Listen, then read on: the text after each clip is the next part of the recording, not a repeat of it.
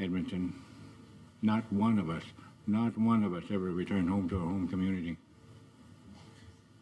That's the destruction that's still affecting us today. And not one of us are communicating with each other. They destroyed the family, but more importantly, they destroyed the community and our culture. I'm maybe an exception to that in our family because I'm a drummer in our Gitsyuga Gidimast dance group. Our daughter is a dancer, our granddaughter is a dancer. So we're doing our part because reconciliation to me starts with me. And then it builds from there. So thank you. Two questioners left on round one. Senator McFedrin to be followed by Senator Watt. Sorry, can I just ask supplementary, Madam Chair? Yes. So, thank you very much for that. And I was very pleased that when you first started talking about we need infrastructure and facilities. The next step I hear is the government wants to fund us to run our own jails, which none of you said, and I was pleased to hear that because some of the successes of some of the communities in New Zealand that you talked about, some of the Māori communities, have been where they've taken those resources that have previously been put into other more oppressive types of interventions and developed schools and health facilities. And so I want to thank you very much for that and encourage if there's anything we can be doing to assist to please let us know that. Thank you. Okay. Senator McFedrin to be followed by Senator Watt. Thank you, Madam Chair. Thank you so much for being here and for giving us such in-depth and rich information to help us with our work. I'd like to ask a question that's geared to youth leadership and picking up on the theme of economic development, how crucial that is. I'm thinking, for example, of one of the many young entrepreneurial companies, the Pontiac Group, and the recent proposal for the drone deliveries to isolated communities. If I could just ask, in a more general way, what you see as being specific resources, and if you have to share with us any specific examples of the way in which your communities, your organizations are focusing on supporting, galvanizing youth leadership in economic development.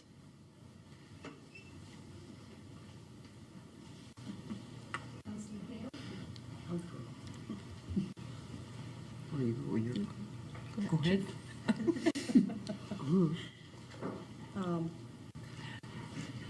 We do have a young lady that's my cousin that's the rookie on our council.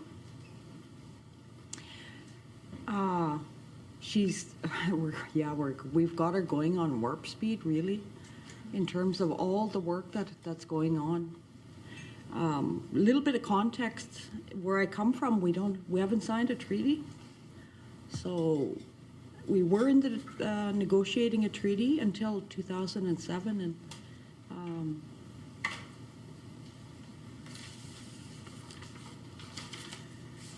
we're moving into a direction now in terms of that on reconciliation, and people are throwing that word around. My young lady, that's such an inspiration for me because she has such energy, has been, we've been developing her, we're negotiating a new agreement with one of our forestry proponents in our territory because we haven't ceded, released, or surrendered any rights or title. We've had a 20-year an agreement with a forest company in our area. So it's coming up for renewal, and I've got her involved in doing those negotiations because in the future we want to ensure that the people we leave behind are going to be able to do that. And we're going to be the people that are going to still be there. You know, we've been devastated by mountain pine beetle in my on my land base, and it's moving north and into Alberta, and now we're focusing on mining. We are in negotiations with mining companies for an economic participation agreement with them, and we're not just asking for jobs, we're asking for small businesses, we're asking for secure contracts, business contracts that's going to be of help to our community. And thankfully, we can do that. Because if we were in a different place and we didn't have the skills available to do all this work, we wouldn't be able to provide that for our youth. Over half the youth in SICA is under, over half our population is under the age of 30.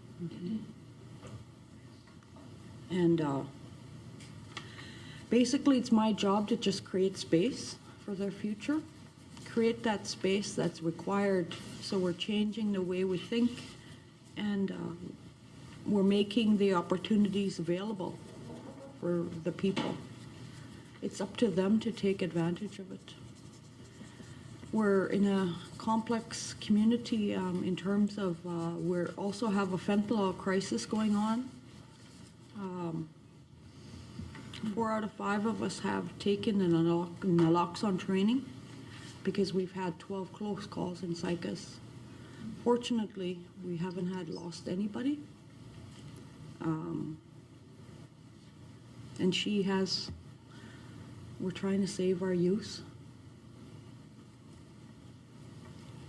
so they can have a future.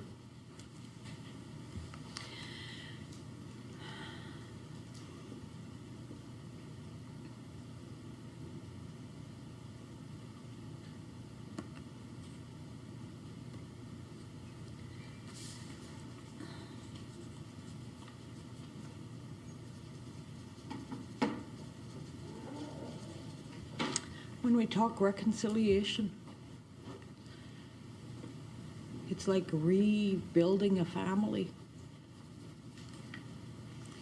All the families in the community and all the communities that are in the carrier nation,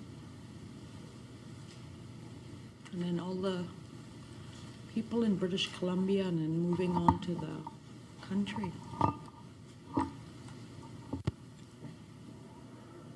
And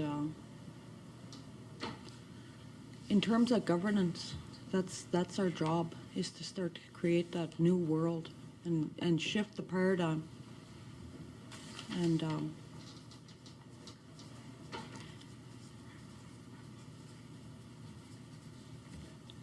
economics are the only thing that are going to make the future generation able to live. But we also can't just have business and mines and logging. We also have to have land that some of us need to still practice our rights on. A lake where I can fish in. A lake where we can hunt, land where we can hunt.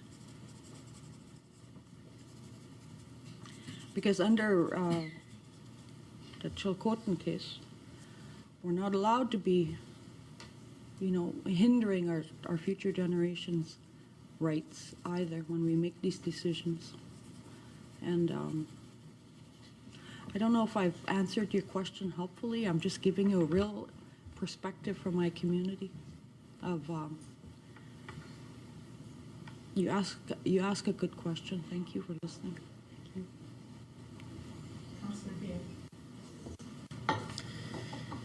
So coming from the community of Fort Nelson First Nation, our community was very fortunate to have a chief who was who believed in education.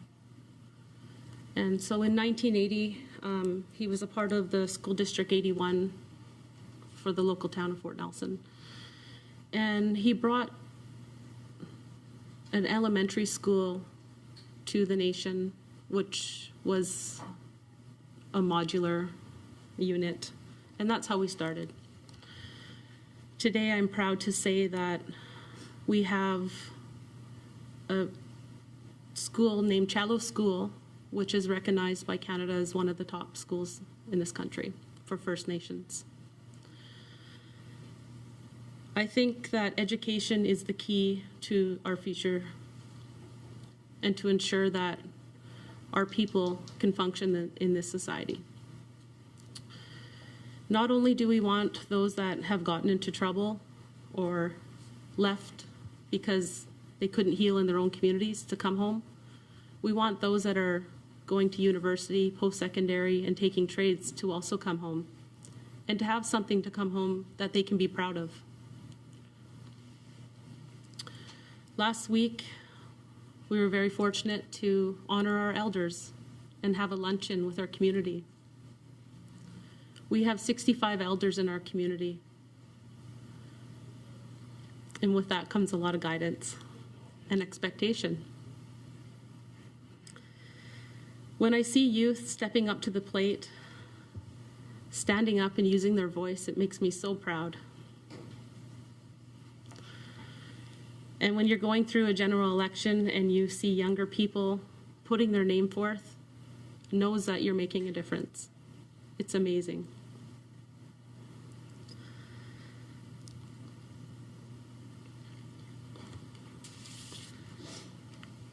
So striking the balance through economic prosperity and ensuring our environment is secure for future generations is very important. Us communities need to have the opportunity to work with investors, to work with proponents, local governments, municipalities, to talk about infrastructure that's going to happen on our lands, and to be a part of those projects in a meaningful manner than just jobs.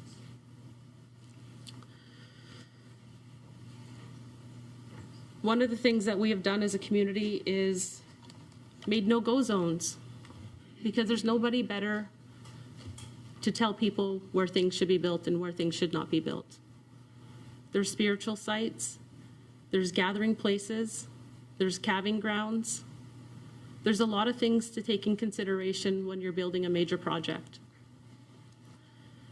So it doesn't make sense for people to come where your people have lived for thousands of years and are going to continue to live for thousands of years, to not involve you into a major decision that will affect our lives.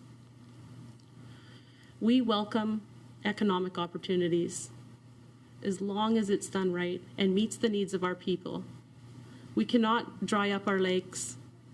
We cannot build roads that do not make sense.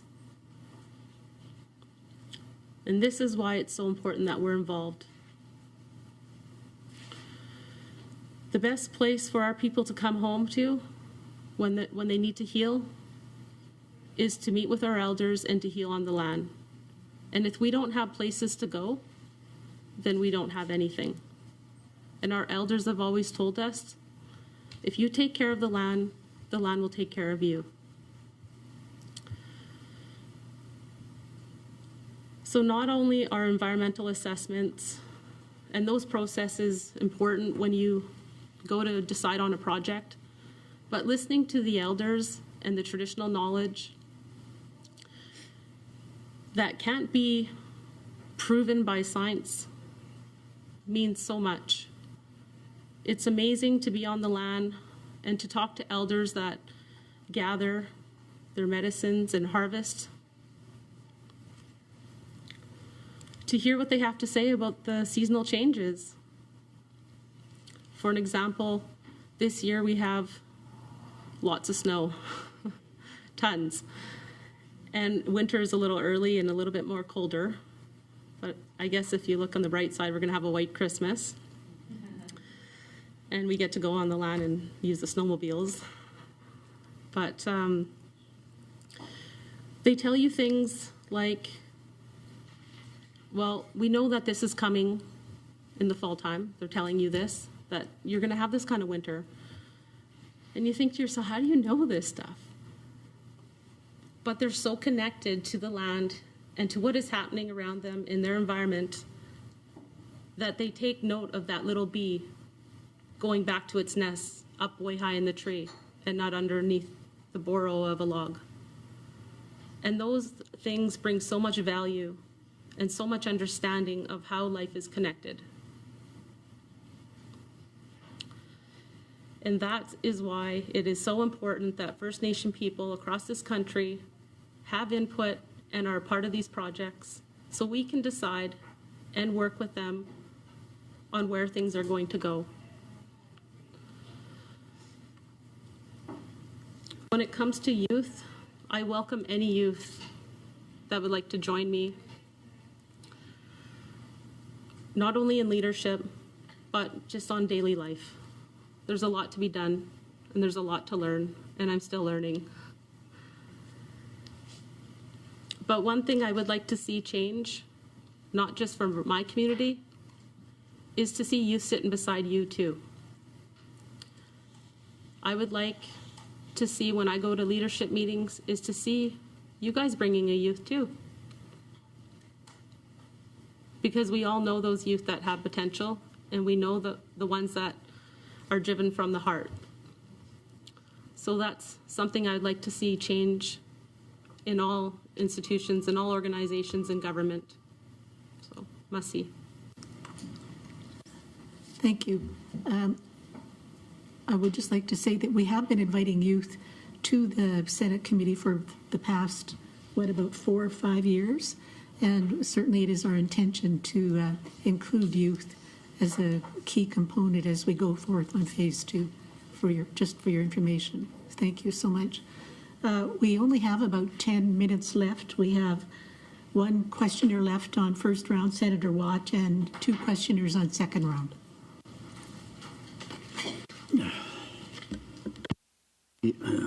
Thank you, Chair. Welcome being here. I guess, Harold, you and I known each other for many years. And I have always appreciated the connections that you and I have built in the past. And I do believe I even have a namesake in your family. And anyway, putting that aside for a minute, I guess there are certain aspects of what I'm hearing from you, and also Harold, in regards to financial matters that cannot be put aside, which is very important if we're going to succeed, moving in it towards having an autonomy of our own. By saying that, you mentioned that there are certain things that require additional recognition within the government. It might not be directly related in some areas, that if we want to have the capacity to be able to market ourselves at the international level and take part in the free trades by way of connecting ourselves with Aboriginal people in the country, and also not only the Aboriginal people in the other countries, but generally accessing economic base for ourselves. What are the areas that you feel that require additional recognition, being able to take it upon on our own hands, about our own capacity to move in the directions of international community and to try to help ourselves out by way of looking for potential investors? Still knowing the fact that we still have the question of title is still a problem today. We still have not resolved that issue. And we have made a several attempts in some cases, especially in my area, to settle with the provincial legislatures and also the federal legislature. And I do have over 40 years of experience looking at the implementation from inside and also from the outside. And I do see that unless there is going to be a specific legislative base, we don't go very far, at least with this government and probably the government before that. Taking that into consideration, I wonder if you could enlighten me. What are those specific additional rights that needs to be recognized within the regime of Canada? That's number one. Number two, what are the additional rights that still not being recognized? And even though that we have a constitutional rights and United Nations Declaration would free us from the handcuff of our own system, enabling us to reach out into international community. Those are the two questions I would like to put forward. I'm sure that you have put some thinking into that in the past. Thank you, Senator. When I started, I talked about recognition. And we've talked about the need to have us involved in the processes. I think that what needs to be recognized is that there is unextinguished Aboriginal title in British Columbia, particularly land claims, that we do have entitlements to surface and subsurface rights, and that as an extractive sector economy that Canada seems to be, that First Nations need to be part of it. The international community is bewildered by the inability of Canada to address this issue. And that was stated in a meeting in Prince Rupert by the ambassador of Japan to Canada when we were in the height of the LNG and oil debates about corridors in the north. And they can't understand why Canada won't come to deal with this. And you could speculate on why, but I think the fundamental challenge that exists is recognizing that First Nations will generate wealth from their Aboriginal rights and title. And are we really prepared to accept that as an element of our evolving economy, that First Nations need to be involved in that exercise? I think that that's the first thing that has to happen, and that's where the Government of Canada and the provinces have to come to the fore, because Section 91, 24, 92 are the realities that we didn't bring about, you did. And so they got to come to the table and they got to be part of a solution. I think if we can do that, then the international community won't be confronted with the risks associated with unresolved issues. And that's the bigger challenge that we're going to face today, is that we're not the only place in the world where resources are available. And so if we want to be part of that, we have to do it not only responsibly, but we have to do it in a way that's timely and that's in a situation where the perception of risk isn't as significant as it is today. And I think if we can do those things, then we will open up ourselves up to opportunities to support Canada, ourselves, and the international community in doing the things that we need to do to support our economy. But it starts at the very top. It starts with Canada saying there are rights. It starts with Canada recognizing that every time a Supreme Court of Canada decision comes down, do we force both sides to go back to court to bring greater clarity for it? What the Supreme Court of Canada, I believe, has been telling us is go to the table and sort this out. We don't really seem to be willing to do that, and I think that's where it starts, and that's where this committee and the governments and political parties in this country have to come to grips with. We're far better off when we work together, as Councillor Gale has been saying. We're far better off when we eliminate the perception of risk. We're far better off when we recognize that there is a capacity gap in First Nation communities that needs to be bridged, both in terms of administrative and experience capacity, but in terms of financial capacity, capital capacity. If we can do those things, then we will help this Canadian economy, because the Canadian economy needs a workforce. We have the largest growing population. We can support that workforce. So if we can do those things, then I think we can achieve what you're saying. If we don't do those things, then I think we're going to be stuck in this process where the status quo will be there. There will be a perception of risk taken and opportunities may not be realized. Now, much time, so thank you. Yes, thank you.